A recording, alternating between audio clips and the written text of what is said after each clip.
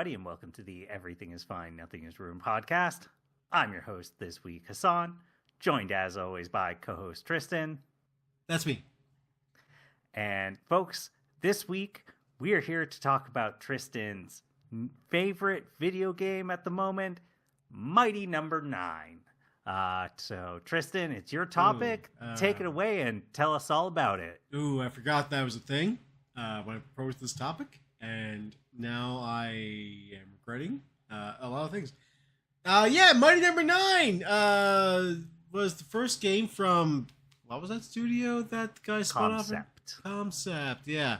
It was the guy who first made Mega Man. Keiji Inafune, yeah, great guy. Like his work. Mighty Number 9 was mediocre at best. No. I'll take that back. At its best, there were some good points in that game. It's just that 90% of it was mediocre. Yes. The fight with the guy, with the gunslinger was pretty good. That's basically it. As far as I got in the game anyway, so yeah. Oh. Yeah. So that's all you have for our topic? Oh, no. We're not talking about that today. At least I hope so. You said that we were talking about Mighty Number 9. I could vamp dead air. Yes, I did say that, and it's because Mighty Number 9 is tangentially related to something. Okay, well, I mean, if you don't have anything else to say on your topic, I guess we wrap it up and you can tell people where to find us. Oh, hell yeah. I get to go play my Gooner games now. Fuck yeah. No, wait, wait. It says here that I actually have a different topic. And that's... It means we're going to be here for another, 45 minutes to an hour discussing this. Is that okay with you? Okay. I mean, it sounded like you didn't have much more to say, but go ahead. No, it's a different topic. I really want to play my Gooner games, though. So, I got so many of them. So what I do is I have two different Steam setups and two different. It's on the same screen, so it's you don't need to. They let you hide those from anybody else knowing you have them. No. What I'm saying is I actually have two OSs on my computer. And that way, I split screen it so I can run two games at the same time. I get twice the power. All right. Yeah. Okay. Sure. Yeah. Exactly. Anyway. We're here not talking about Mighty Number 9. This is a bit of a topic I've had cooking up since November, December, around there. Which is Mighty 9 versus Mighty 9, which there it is. Yeah, you have to say the number part. There's no number part in this. It's actually it is Mighty Number 9. It's actually, although it's N-O period. Yeah, well that's that thing. This is a whole different thing. Technically, this is not even the number 9. This is the German word nine as in no, Nein. I mean, Mighty No is kind of a bad title, I'm going to be honest. I mean, Mighty Number 9 has the word no in it. Mighty Yeah, no, but there's 9. a 9 after, so it works, that sucks even more, though. Look, here's the thing. This is what happens.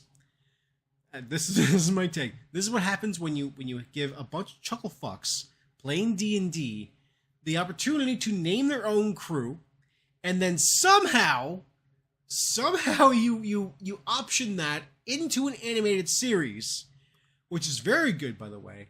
But then you have to go and be like, hey, our animated series is called Mighty 9. Is that okay with you, Amazon? We know the first one was Vox Machina and it had the Critical Role acclaim and that kind of stuff. And that's great. I mean, this has the same thing, the same acclaim. And that was Vox Machina, and you can get away with being like, oh, okay, that's the name of the crew. Vox Machina is a Vox Populi for the machine, for the people kind of thing. It's like, okay, Yeah. Okay. Yes. There's something that could be like something cool to dig your teeth into. And this one's called Mighty Nein, like the German word nine, as in the word no. And it's like, oh, but it's also a play on words because like it's about Mighty Nein, how they got a bunch of members, like they don't have nine, they never had. Wait, they don't even have 9 members? No. It's a terrible name. Yeah, it is. It's like it's not even a play on word in that case. Yes, exactly. So okay, there's oh, okay. So you have your core members, your 6 main core members, and then to kind of pad it out, one person has a god they talk to. Gods don't count as party members. Get out of here. This one kind of does. No, not really. You're right. Nah. I agree, but like it's a whole thing. Yeah, it's a hard justification. Also, one of the party members does die, and then is played by of course the same player. Different characters played by the same player. So it's like, yeah, you can at least get away with it that way, but it's not. But that brings it to, notably, 8 instead of 9.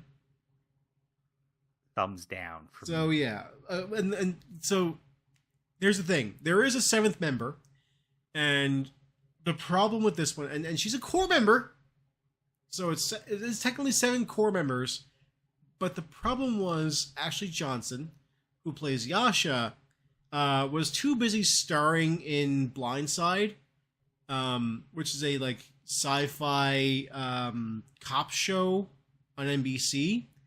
Yeah, starring, but she had like a prominent role in that show, and so like she would have to like fly to New York constantly, which means she never really got to play her character. So her character was usually off screen doing something, and not being part of the crew. So she was constantly like not there. So she would rejoin occasionally, which means technically they had 9 members by the end of the campaign. But only because they had a death in the party, and one of the members is kind of a god, and it's played. It's an NPC character. Not counting. Okay, well, there's another NPC character that is not a god who does sort of tangentially join. Does that work for you? Nope. Okay, fuck. Well, either way, there were at least 7 core members. So yeah, that's the explanation of the name. And again, it's a bit of a problem when you name your show a dumb, funny, silly thing. That when they named it, of course, I don't think they had any inclination that this was going to be turned into an animated television series. So like, naming it something dumb would have been fine, and they kept it. It's not like they couldn't have called the TV show something different. They could have. They really, absolutely could have, and they didn't. And I have to kind of respect the fact they didn't. So, in a way, not calling it something different, sort of like it sort of shows like the cojones in this case as to what they were doing. It's just like, yeah, we're just gonna name it the same thing. That way, everybody knows that this is the thing that they already know and love. And anybody else who's getting into it, well, that's too bad. They'll have to get into it. Call it the Mighty Nein. Whoops. Yeah, it's a bit of a problem, and they could have called it something else, but they didn't. I appreciate it, but also they probably should have called it something else. Either way, doesn't matter, because this is a episode comparing and contrasting the Critical Role like live play D&D version of the Mighty Nein versus the cartoon one, and there are some stark differences, and it's pretty interesting to me where they diverge. And some of the cool things they did to bring better light to certain characters as well. And the way the vibe of this show versus the game is much more unique. In this, like, not much more unique, but they're much more different from a D&D game. Whereas like Vox Machina, you'd be like, yeah, that's definitely a D&D game. And in this one, it's like, yeah, that's a D&D game, but it's not quite your typical fare. And I'm just going to start this off with kind of running at the characters. So, just right off the bat, you have Laura Bailey playing Justin Lavore. She's a blue tiefling cleric. Talks to the Traveler. The Traveler's her god. He supposedly shows up and talks to her a bunch. Maybe she's crazy. Who knows? Talston Jaffe plays Molly Mock Tea Leaf. Molly for short. He does also play a different, like his character does eventually, spoiler for all this, I guess, die. Not for the TV show. He's not dead in that one yet. Maybe, I don't know. But Caduceus Clay is his other character, and Caduceus is a beloved character because Molly didn't get fleshed out that much. I mean, a little bit, but Caduceus was the shit compared to it. This is where the show differs.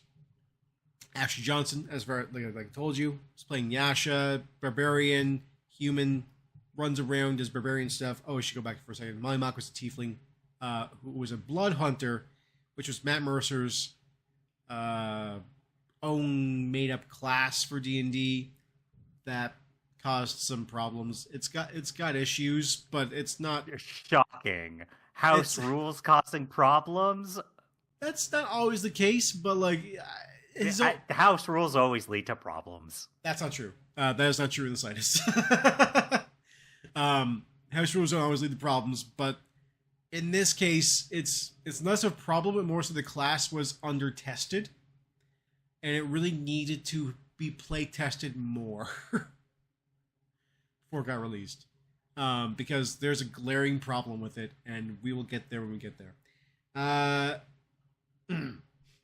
Liam O'Brien plays Caleb Widowgast, a human wizard, who we all refer to as the homeless and or dirt wizard. He's my favorite character of the entire show.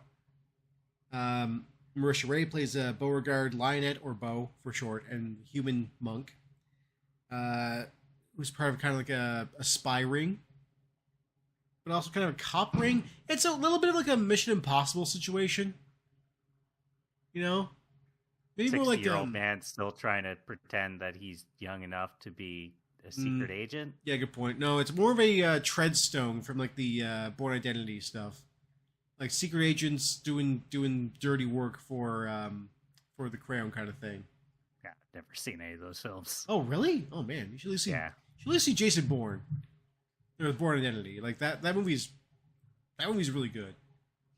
It has kind of like a weird like near the end of it has kind of a weird video gamey vibe, but in a good way. I mean, I did play the video game 13, which was that PS2 era cell shaded game that was very much.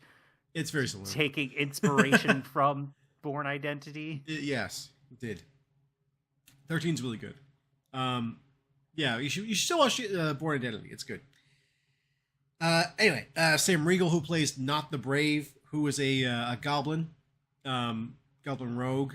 Her name is Not N-O-T-T, the Brave, but there's no comma there, so she's not the Brave. She's just Not the Brave. And then Travis Willingham is Ford Stone, who is a half-orc warlock, who basically is a pirate. And he drowns, and then a weird, gross monster in the depths saves his life. And now he has special powers. Fun. Anyway. Did he marry the monster, huh? Did he marry the monster? I mean, just, he never tried. Seems like a, real opportunity to find your loved one. I mean, yeah, you could if you really wanted to. It was a very controlling relationship, though. So I mean, like, That's fair then. Anyway, so, so to start this off, gonna do a bit of a yada yada because they're in the original live action or live play D&D series for Mighty Nein, for Critical Role Campaign 2.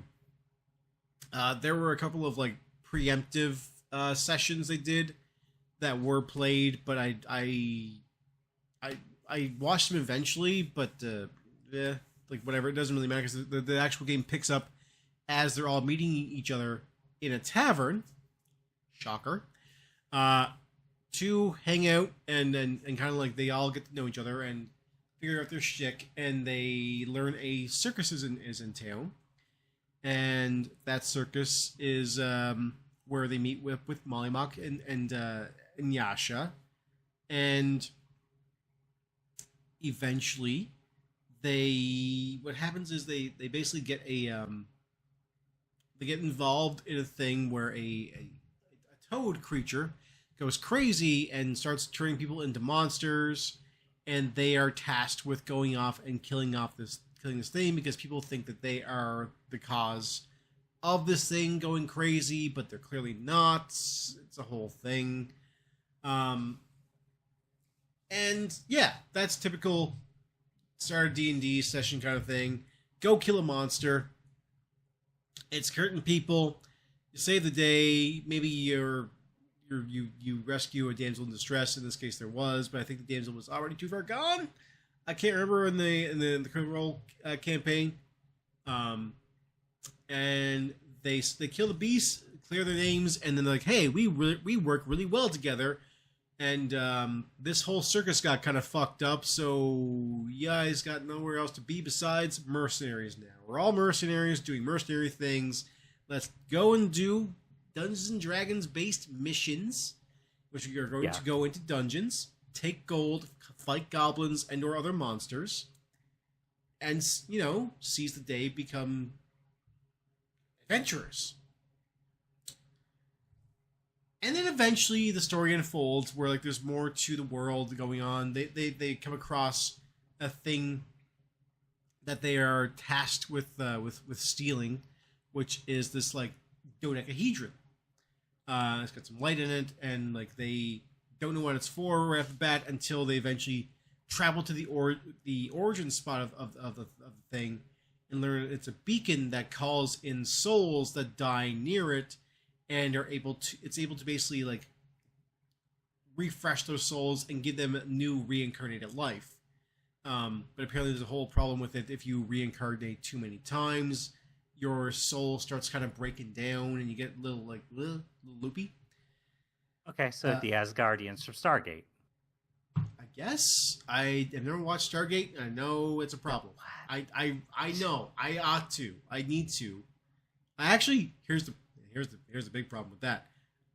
I know just enough about Stargate to basically use it in my own like tabletop RPG campaigns. And I do. But it pisses everybody off at the table who knows Stargate, and I don't, and they're like, "Oh, this thing!" Like, sure. I'll give you honest, you shouldn't watch the last couple seasons of that show. They're bad. They're not good. They get real dumb. It had like a 7-season run, something like that. Oh, more than that. I think it's a lot more. You continue. Let me look that up. Yeah, sure.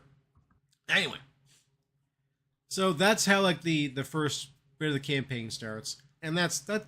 Hey, here's the thing: the adventures that go on, that kind of thing, are entertaining enough.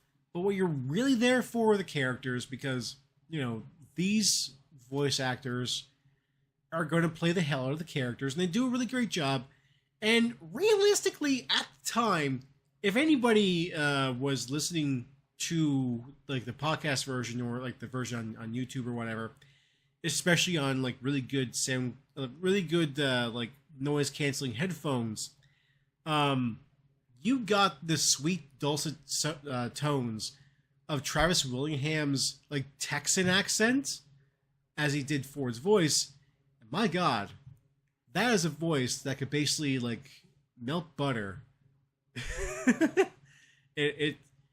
Yeah. What he did with his voice, I don't know, because he doesn't sound like that normally. He sounds fine normally. He's a good voice actor. He played Mustang in like the Full Metal Alchemist Brotherhood, and the other show. Yeah, like he's that guy. He's got a good voice, but for some reason when he played Ford Stone, he just really laid it on, really heavily laid it on. It's been unfortunate that eventually it's revealed that he was like his character was actually faking an accent.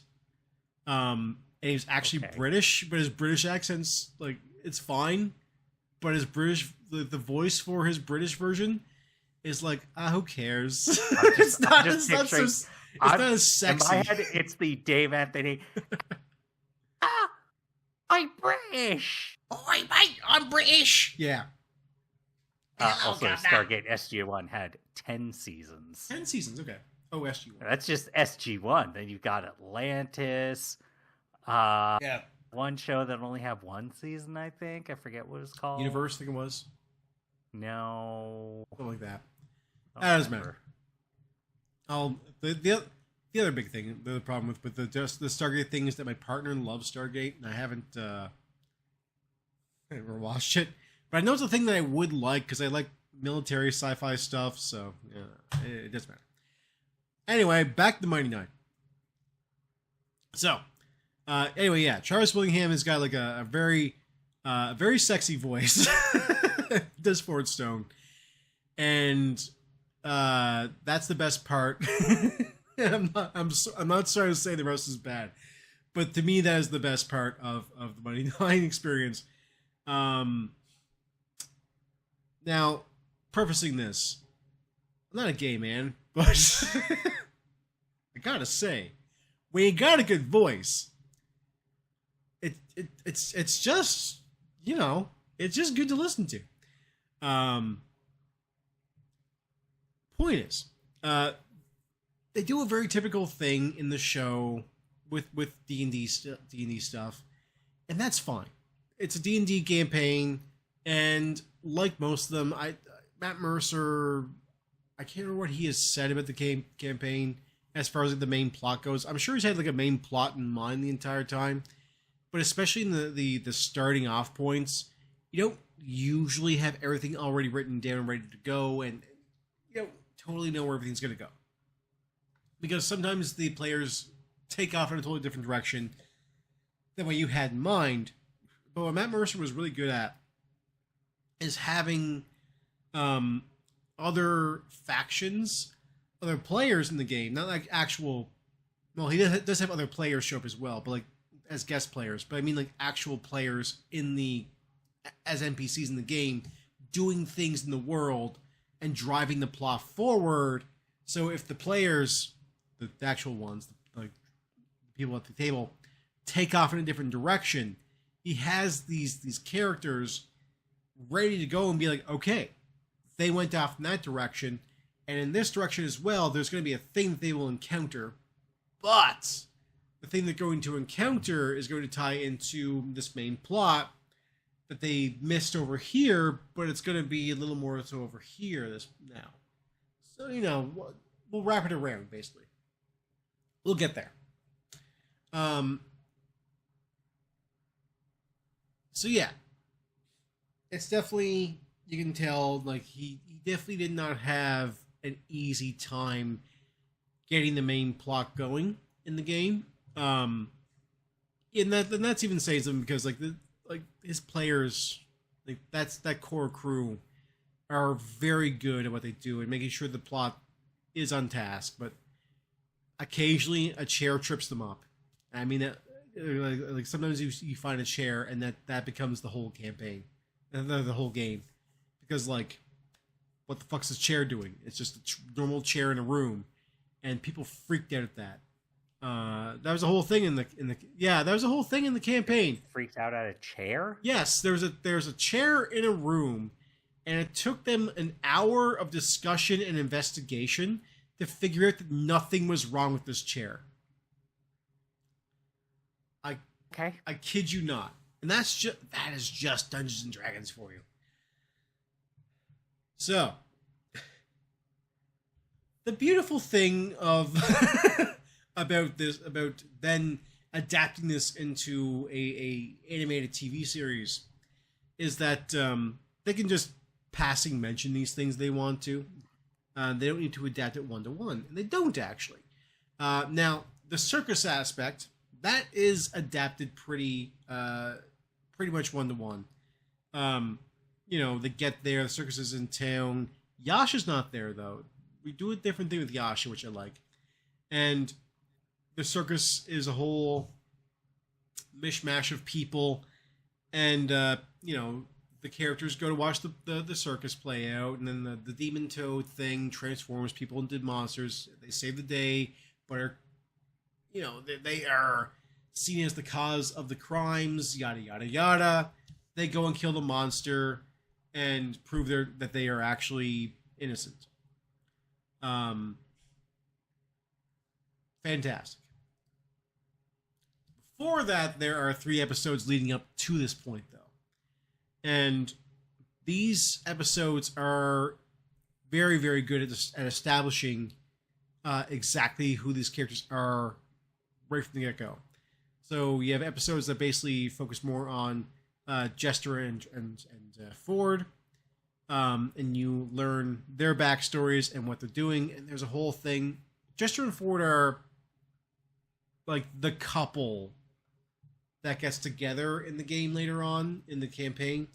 And it's very much implied heavily that it's going to happen in the show as well. Jester for sure has a thing for Ford. And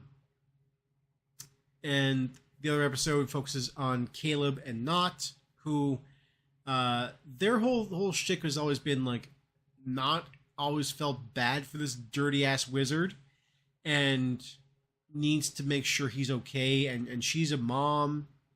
We learn that later on. She's actually not a goblin either, but like that's a whole different thing in the show. Who knows? Maybe that's not going to change in the show.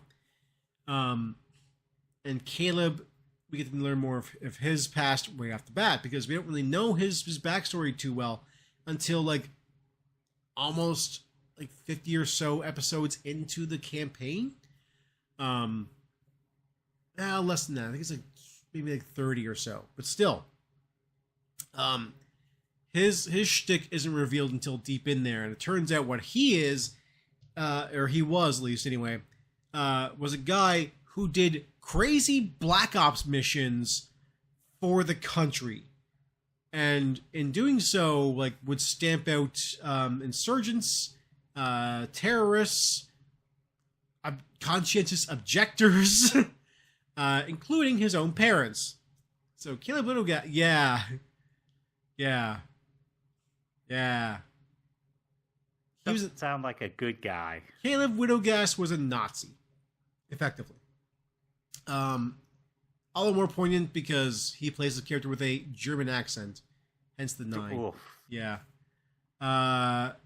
He didn't necessarily name him as a Nazi per se, but he did bad things for the crown for good reasons, allegedly. But it was just because he was told to do so. And this is where I'm bringing up Jason Bourne again. This is why Treadstone is the thing in my lips right now, because a lot of this plays around this Black Ops crew of wizards doing shady ass shit. And if you know the Jason Bourne series at all, Treadstone is exactly that. This like outside CIA operation where they are doing shady stuff for the country, for the betterment, but they don't always do good things. And it may not even be a good thing for the people. And so like they have that, as well as there's another offshoot of Treadstone in the Jason Bourne world. It's like the Blackbriar.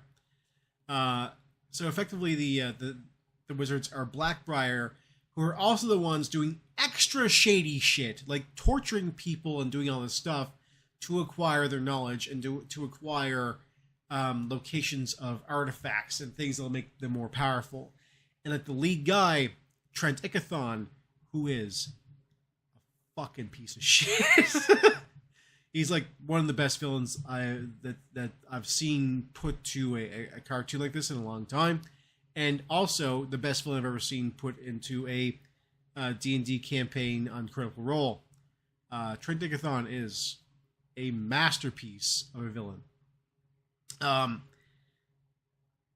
Yes, so effectively he's this guy who just kind of like plays the spy game a lot, is very, very good at it, but he's also an extremely powerful wizard. And this is the case for the show as well. In the TV show, he had control over Caleb Widogast and his crew, and Caleb had a old crew he used to run with. And he splintered off because he didn't like the fact that he killed his own family. It's shocking. Couldn't have done it then? I don't know. Yeah, exactly. And eventually, like, he loses everything. Like, he loses his access to all the magical abilities he had, all the components, all the spell books he had.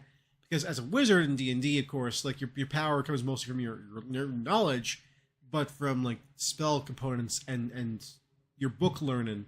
And if your formulas aren't there, you can remember some of them, but you can't remember all of them. You know, because they're very Metroidvania. Yeah, there you go. Good enough. It's in abilities. He gets in abilities in the cartoon. Anyway, there's that. Then there's Bo's whole thing, and she is, like I said, kind of also a bit of a treadstone, but she's more of a like counterintelligence agency, where they're librarians. They're effectively combat librarians going across the world and making sure that knowledge is still available to everybody, but like literally all knowledge. So like, it means like Epstein file shit. They're dropping that. Like they're getting that. They're going to get it. They're going to bring it out in the world. Sorely mistaken when they find out most people apparently don't want knowledge. Yes. Well, okay. In a fantasy world where we can control the characters in the world, yes, they do want knowledge. But yes, sure. But They're yes, just going to invent fantasy social media, and then it's like, I don't care about learning stuff. I just want to watch funny AI puppy videos. Basically, yes. But still, my point is, yeah, this is what the character is in this fantasy world, and this is leading up to more of what this show ends up being. So they do go on a couple of like different,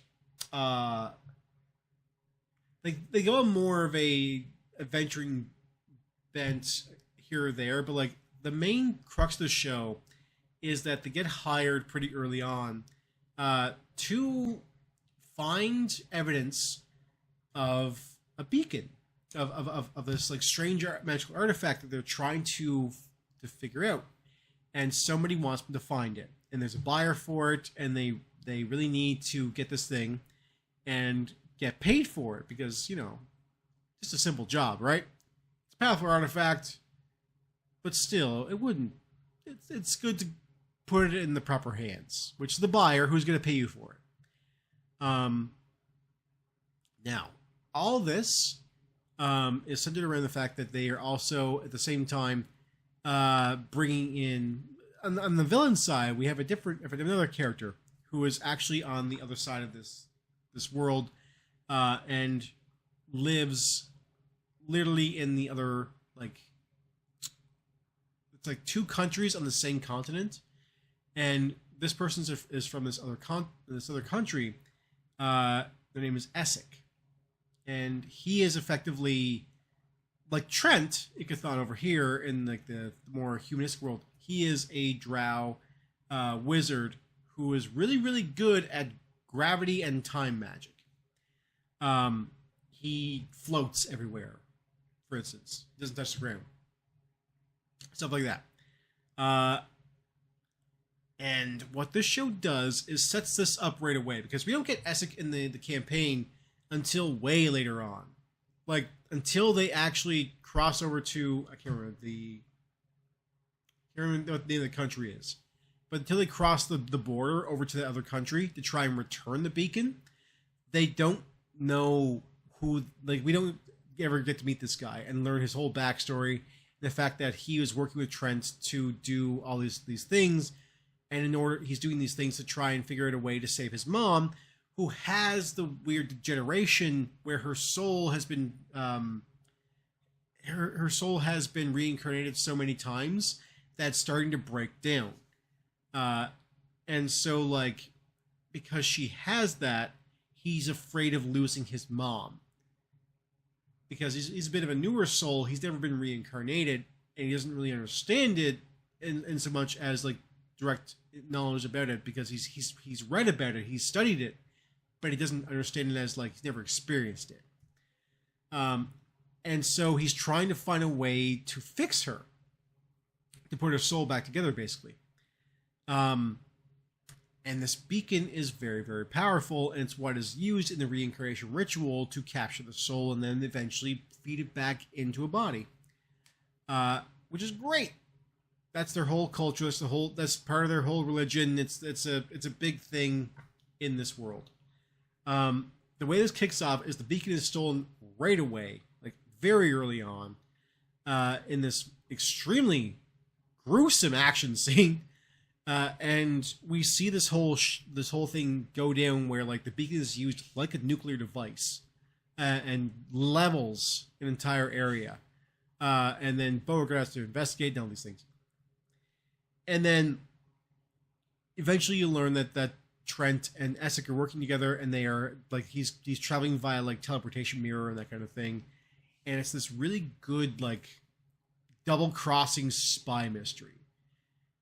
And what this really ends up being, again, just to kind of, like, bring in the crux of this, is that this cartoon is an incredibly well done spy/heist show. Like I said, there are some points where, like, yeah, they go on an adventure to do a couple things, and they have to go on an adventure to get this sort of information and all these things. Yeah, there's a couple dungeons, whatever. So it does feel like a D&D thing. But when they do, like, the heist stuff and the spy stuff, and they, like, learn all these secrets, and they really tighten up the package, because the campaign is really good, and eventually when they do get to these points, I was like, oh, you guys are actually a, like, secretive, like, not Black Ops crew, but like a secretive, like, cabal of adventurers trying to put the world back together, despite itself and despite all the powers against you. Like, you are in a race against time to try and fix this shit, and, like, you are doing very well with that, but, like, you got to go faster, and you got to be more secretive and all these things. Like, this show, the campaign was originally that, but it eventually became that.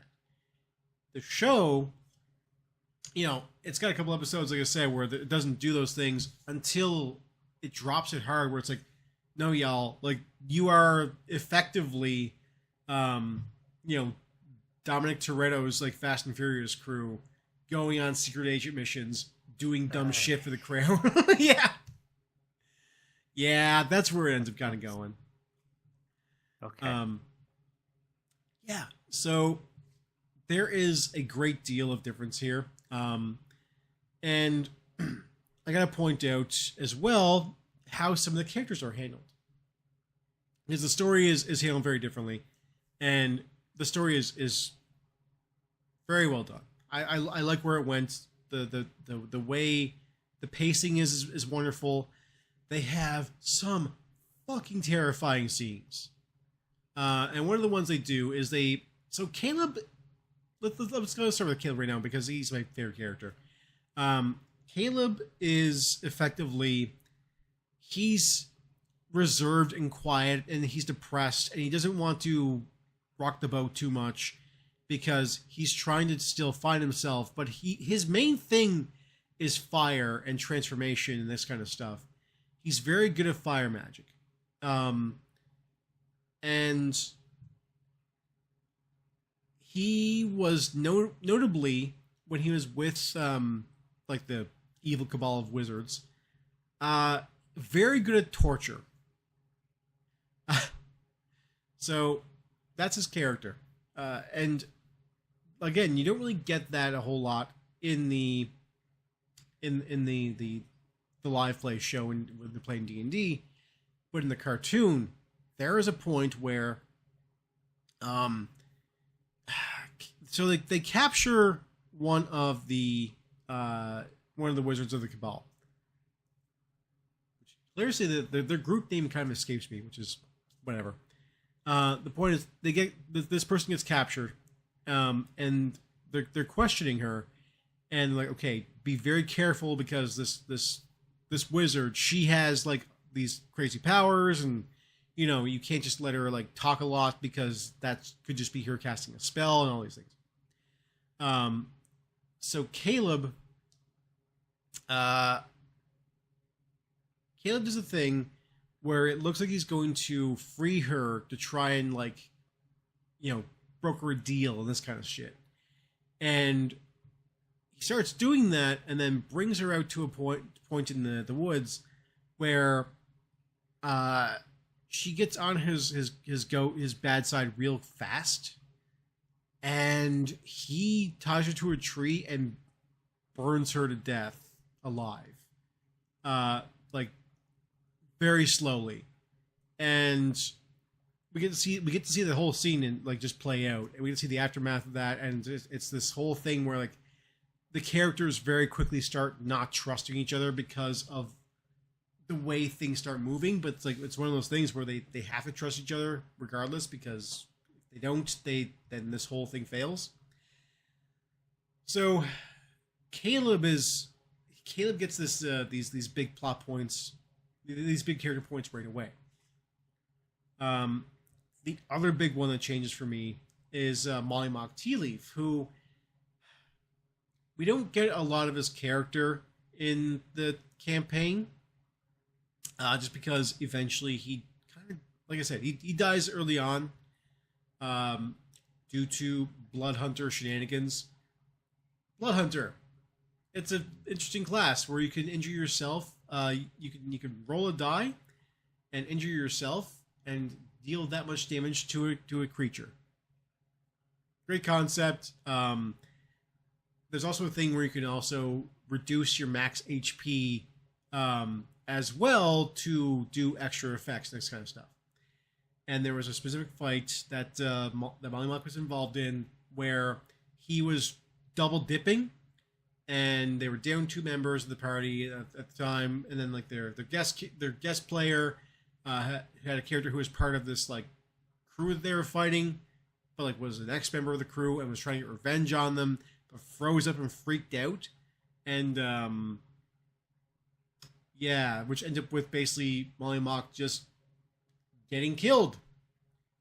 And it's like, oh, great. So they get a character killed because of that. It's D&D. D&D. You know. It happens. Shit happens, man. That's the thing with Dungeons and Dragons. Real life too. People just die. You know. Yeah, this is true. So yeah, that's that whole thing. I have discussed this before. It is a well-known plot point of the second campaign. It's still worth your time to go through it if you have any interest in it. But yes. But the problem with all that is that Molly Mock never really got much to play off of and become a character off of. He was always a decent character. He just never really had a ton of motivation. Never really had a ton of like intrigue to him. Besides the fact that he had like this double life where he was literally, as far as we know, born in a grave. But not born per se. He woke up in a grave and was like, I'm this guy, I guess. And then walked off and figured his life out. Who he was before, he doesn't know. But he has a bunch of these, like, he has a gnarly peacock tattoo with a bunch of eyes in the tail. And Yeah, so it's it's like a what the fuck is this guy? Who is he? What's his deal? And it's always been that way, but he was taken out unceremoniously before we ever really got any information about him, and he became the secondary big bad of the campaign because his character got resurrected. Surprise, surprise! It's all about resurrection. He got resurrected into his more evil form, the Grave Takers, all this stuff, and that was his old crew, etc. Before that, well, not before that, in the TV show, they elaborate a lot more on who he became after he woke up in the grave, and we get to see him deal a lot more with like what's happening in the circus and why this is his home and why all of this actually matters to him and how he is as a person. He gets a lot more to do and say. He has a lot more interesting lines, and like he quickly becomes one of the best characters in the TV show. And in fact, like has like de facto main character like leader like vibes to him. So yeah, like I think what they do with Molly Mock is leaps and bounds better than what happens to him in the campaign. And you know how there's a whole thing when Invincible season 1 came out, and Robert Kirkman's whole thing about that was like, yeah, this is kind of his ability to retell the story and make it better and be more compact with it and all these things. Where that has gone now remains to be seen if he maintained that thought process, but regardless, this feels like the same thing where Mercer and friends are kind of like, hey, we have a chance to really like get in there and fix some of the problems with the story of this second campaign and really tell a story that is a bit different than your normal D&D fare, and then also bring some of the characters that got overshadowed a little more to the front. So like Molly Mock, who in the campaign, there's not really a leader until Molly Mock dies, and then Ford effectively steps up into the leader position. It's like Ford and Bo are kind of like co-leader, really. And yeah, we don't really get Ford in leader position here. We get him like trying to figure out his powers a lot more and trying to figure out who he is as a character, because he is this guy who's a big faker. His thing is that he presents himself as this like very prominent warrior pirate kind of guy with some like magic spells, but he doesn't even know if that's really who he is or who he wants to be. And of course, like there's the whole his sword is what is the connection to the creature that brought him back to life when he drowned as a pirate.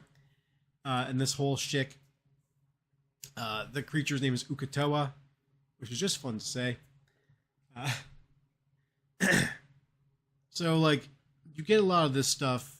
Like you get a little more of this stuff in the TV series. You get a little more of Bo being like a secret agent. You don't get a lot more. You don't get a ton of Not the Brave, and you don't get a ton of Jester Lavore. Now, that's interesting to me because in the campaign, Laura Bailey, who plays Jester Lavore, and Sam Riegel, who plays Not the Brave, these are two powerhouse players in the table who really tend to overshadow everybody else, because here's the thing with D&D. If you got a good comedy character, or just good at comedy in general, you tend to have a more memorable character and a better time there, buddy. Because if you're playing a stoic, like, I'm the stoic badass, that's fine, but that guy made us laugh, so like, you know. Wow, real anti-Aragorn stance you're taking. I'm sorry, Eric. I like Aragorn a lot, but he is no Merry or Pippin. Saying. Okay, Yeah. I get it. You're one of those people in the bar who are all like, "Can't trust Strider. That guy's a creep." I'm not saying don't trust him. He is a creep, though. Uh huh. Anyway, so yeah, we don't get a whole lot of Not, and we don't get a whole lot of Jester, and I think that is we do get plenty of them. I should say that. Like, there's not like they're omitted from the show entirely, but they're just not as prominent as characters in the show, as opposed to on the tabletop, because in the tabletop you get a fuck ton of those two characters, and they are fan favorite characters for a reason. Like Jester Lavore, especially, like, is probably one of the most often, like one of the most beloved characters in the entirety of Critical Role's run as a live play show. Like, I don't totally understand it myself, but like Jester Lavore is very like lol memes in the live play stuff. She does have a lot more going on for her than besides that. But like that's kind of her vibe. She's a trickster. She does all these funny things. She's very much into. She's a very weird character. Like as far as like she is a weirdo. She's like. How can I put this? Okay. She is a weirdo, as is Jughead from the Riverdale show. She wears the funny hat, and that's because she's a weirdo kind of character. As opposed to just kind of being an offbeat, quirky gal, which she is in the TV show. And she has very manic pixie dream girl vibes in both versions. So they just kind of like went with what worked there, I think. And with Not the Brave, Not's whole shtick, like as a comedy character, is she's a goblin, and goblins are hilarious. Like when you just let her do goblin shit, it's just fun to experience that. Like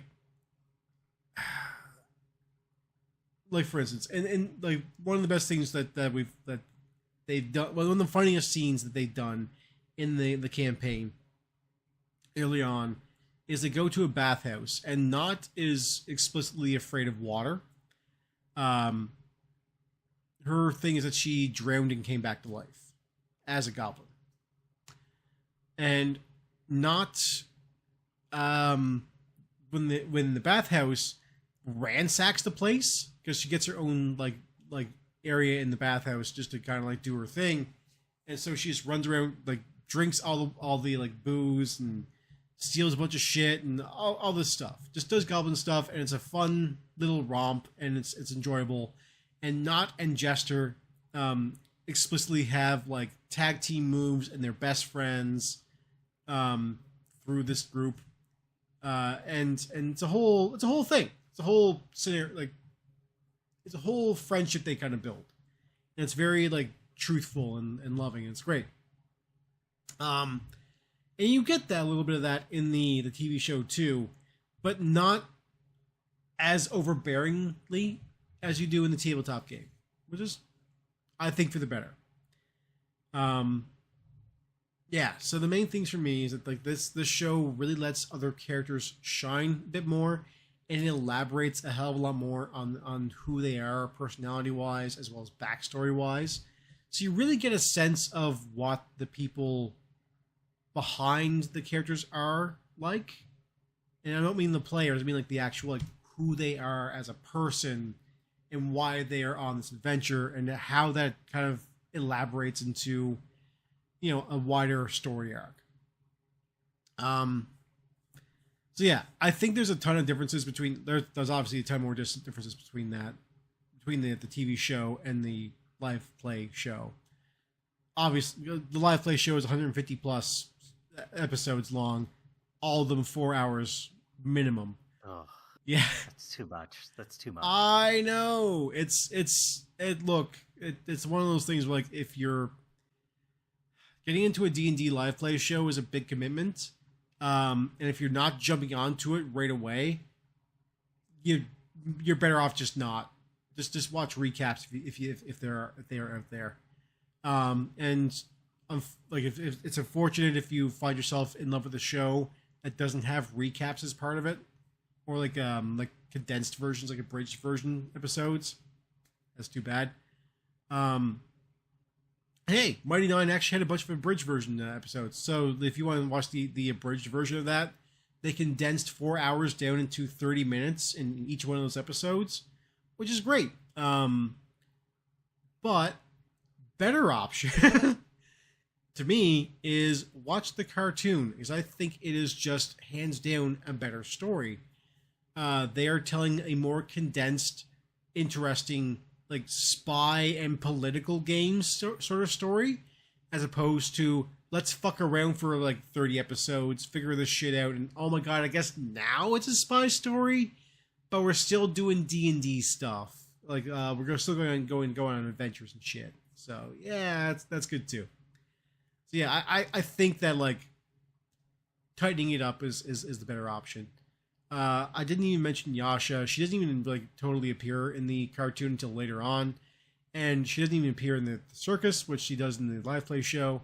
She's like this whole like force of fucking destruction that is rampaging through the countryside trying to find the beacon, and that's a whole different take. I think that's a like she's her thing is she's John Wick coming to kill everybody. That's what they made the female John Wick. It was Anna de Armas in Ballerina. Yeah, which I didn't see. I don't think anybody did. I don't know. I heard it was all right actually. So that movie, yeah. Either way, she was also in John Wick 4, and she was really good in that. But either way, did not see that one. Oh, that was a good one. Yeah, I heard it was over 3 hours. I'm not watching over 3 hours of John Wick. It's too over much. Okay, it is okay. In defense of John Wick 4, it is over 3 hours, but the very end sequence where he's climbing those stairs into the that church in Paris is some of the best fucking action they've ever done. I'll take your word for it. Yeah, just watch that scene. That's all you gotta do. It's really good. He falls down the stairs multiple times. The whole set piece. It's really good. It's a blind samurai. Just watch that shit. It's a Donnie Yen. Come on. Oh yes, that was the fourth. Yeah. Yeah. Anyways, Mighty Nein. It's really good. Both are really good, but I would just recommend the cartoon, especially at this point. If you want the more like, if you want the longer run version, of course, the live play D&D versions right there. But yeah, I think that what they did with the cartoon, unfortunately on Prime, which there are other ways to acquire that show. Yeah, look, let's be real. Amazon sucked. Yeah. What other like cartoon or streaming service is not just equally evil at this point? Exactly. So I just think the way that they're going about their whole streaming service for Amazon is just bullshit. But you're right. You're 100% right. I just think that Amazon Video is like the worst prospect of them all. So I'm not saying like, oh, don't support them because they're evil. They are definitely. I don't know, buddy. There's Paramount. Paramount is. I agree with that entirely. Paramount is way worse as far as like a company goes. You are correct. They are a propaganda machine, only servicing the fucking regime in like the MAGA regime in the United States, just servicing Trump. That's their whole shtick, and fuck them for it. Paramount needs to go. But what I'm saying is, Amazon Prime, as a service itself, just kind of sucks because it doesn't really offer. It used to offer more than it currently does. It just got worse and worse and worse over time. Now it's even way worse with their new system. So there's that whole shtick. It's a problem. It is, I would say, worth it just for Mighty Nein alone, just for like the 1 week you're gonna watch this. Good enough. But there are other ways to acquire the show. Obviously. But yeah, I would say the TV show is way better. And hey, while you're there, if you're on Amazon Prime, check out Vox Machina as well. Decent stuff too. It was what got Mighty Nein, which I think is the superior show. It's groundwork, so yeah. But yeah, that's kind of all I have to say about this TV show. Okay, well then, why don't you tell people where to find us? I can do that, Hassan. Oh, we mean now? Okay, yes. Yeah. No, what are the 7 symbols we have to put into the Stargate so people can find us? There is a moon. That's not how those symbols work. Okay, well, there is a scarab. Again, not how the symbols work. There's a picture of Jesus, but it's Donald Trump as Jesus. No, they're like, I think they just called them the Ancients. They got their own weird alphabet. Fine. There's put the cross in, and there's a couple more other ones that kind of look like crosses, whatever. Yeah. Spell your name in weird Stargate font. That's all you gotta do. Anyway. Go to our Blue Skies FNAR. Go there and tell us how much you really enjoy Stargate, I guess. I don't know. Go to our Spotify, iTunes pages. Rate us something. Leave a review. Tell your friends about us. If you're on YouTube, like and subscribe. Please. My God. If you want to, you can also, like I said, you can click buttons, like and subscribe, do that. Share it with your friends. That's the main thing. If you like our show, pass it on. Don't pass on it, pass it on. Yeah, that. Go to our friends at DJDane.com. That's got his music, DJDane.com. Listen to his great tunes, and if you wouldn't mind, he's got a demon toad that needs to turn people into demons. If you wouldn't just mind helping him out with that, it's a whole thing. That legal? I don't know. Demon toad. Is there any jurisdiction on demon toads? I assume. I don't know. I'm not a lawyer. I couldn't tell you, yeah. Oh, baby. Do they fall under, like, chemical warfare or biological warfare kind of thing? Maybe psychological, I don't know. Oh, maybe so. It does physically turn people into demons, so... Yeah. Fair enough. Anyway, that is it for our show. Tune in next time for oh my god. Epigrammatitis. Epigrammatis. There we go. Episode 35 is ruined. See ya. See ya. Say it.